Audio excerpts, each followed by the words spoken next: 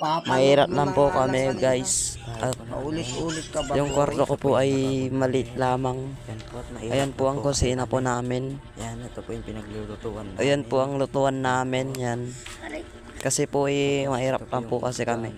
Ayan po ang igaan namin. Mahirap lang po Yan kasi po kami. guys. Yan po kami Mahirap natutulog. lang po kami.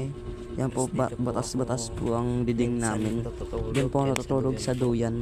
Tapos ito Yan. po yung nilagyan Sana po po na damit namin. matulungan niyo po kami. At yung diding po namin. Yan lang po ang masasabi. Butas-butas na po. Yan. Tapos ito po yung mga damitan ng kuya ko.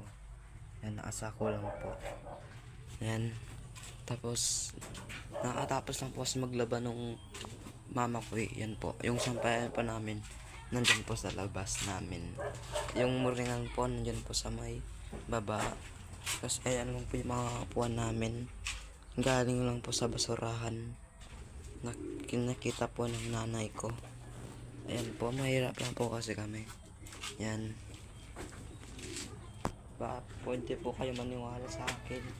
Sa hindi. Sana po maniwala na po kayo. For the kids video. Yan po. Ito po yung kan namin. Yan po. At ito po yung mesa namin. Yan po yung mesa po namin. Yung tubig po namin nandyan po. Ito po yung tubig namin. Yan. Tapos ayun po yung kapitbahay namin. Yung lalaba rin. Yan. Yan, dito po yung paglalagyan ng asin namin. Tapos, andito po yung petshell. Yan po, yung petshell. Bye, for the kids video.